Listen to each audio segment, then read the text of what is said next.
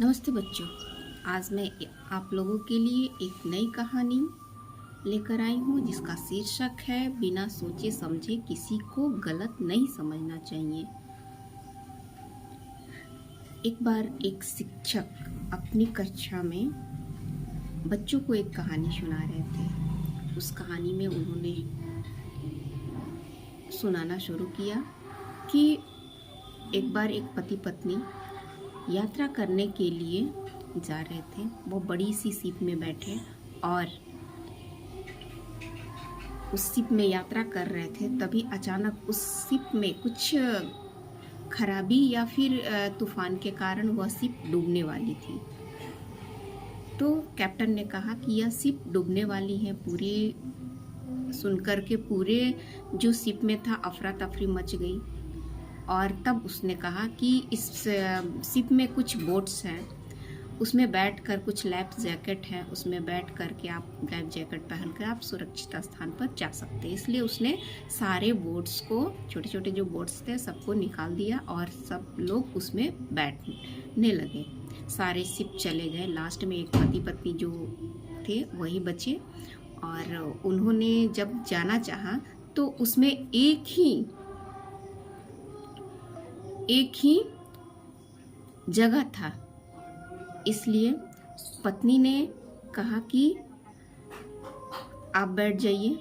तो पति क्या कहा, पति उसमें कूदकर बैठ जाता है और पत्नी तब जाते हुए अपने पति के कान में कुछ कहती है।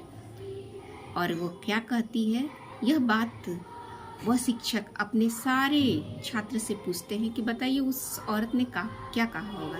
तब सभी छात्र कहने लगते हैं कि उस औरत ने कहा होगा कि आप बहुत गंदे हैं, आप अच्छे इंसान नहीं हैं, आपने मुझे इस बड़ी सी शिप में छोड़कर मरने के लिए जा रहे हो, इसलिए तुम बहुत अच्छे व्यक्ति नहीं हो। ये बात सभी बच्चों ने कहा। तो एक बच्चा बहुत ही शांत स्वभाव का था, वह बैठा हुआ था। तब उस शिक्षक ने उस छात्र से पूछा कि बेटा आप बताओ। तब वह बोलता है कि उस व्यक्ति ने अपने पत्नी के कहने पर शिप में बैठा होगा और उसकी पत्नी यही कही होगी कि आप जाइए और जाने के बाद मेरे यहाँ से चले जाइए इस बोट से, और मेरी बेटी का, मेरे बच्चे का ख्याल रखना। तब उस शिक्षक ने पूछा क्या तुम इस कहानी को पहले सुने थे? तो वह कहता है नहीं। तब वह शिक्षक बताते हैं कि तुमने अपनी यह राय क्यों दी? तब वह बच्चा बोलता है कि मेरी माँ जब मर रही थी तब अंतिम समय में मेरा हाथ मेरे पापा के हाथ में दे करके उन्होंने कहा था कि मेरे मरने के बाद मेरे बच्चे का ध्यान रखिएगा। इसलिए मैंने कहा क्योंकि माँ अपने बच्चे को बहुत प्यार करती है। तो तब शिक्षक ने कहा तुमने सही कहा कि कोई भी माँ के लिए औलाद से बढ़कर कुछ भी नहीं होता है, अपना प्राण भी नहीं होता है। तब वह छात्र शिक्षक जो थे वह सभी छात्र को बताते हैं कि वो जो शिप में बैठी हुई थी वह मेरी माँ थी और वह व्यक्ति मेरे पिताजी थे। उन्होंने मेरे को बहुत ही लालन पालन बहुत अच्छे से किया, बहुत ही प्यार करते थे।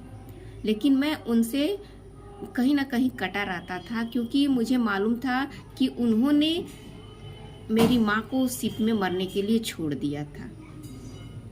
यह बात उन्होंने कभी नहीं मुझे बताई थी।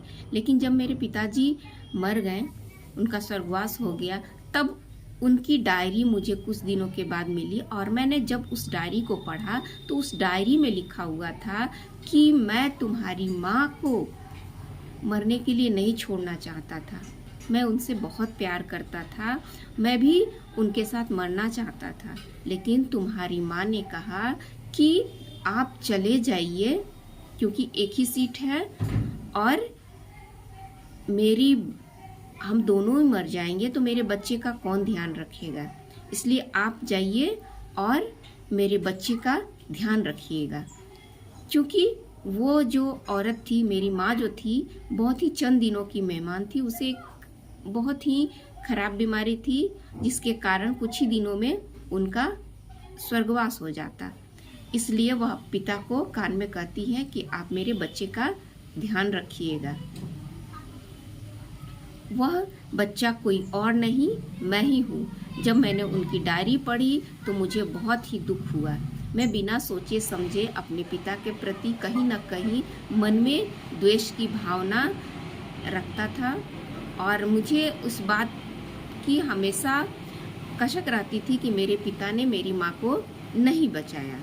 लेकिन जब उनकी डायरी पढ़ी तो मेरा सारा जो अंदर की द्वेष भावना थी वो खत्म हो गई, बल्कि मुझे बहुत ज़्यादा पछतावा होता है कि मैंने अपने पिता के लिए ऐसा सोचा, बिना सोचे समझे। इसलिए बच्चों, इस कहानी से यही सीख मिलती है कि आप बिना सोचे समझे किसी भी व्यक्ति के बारे में गलत धारणा मत बनाइए,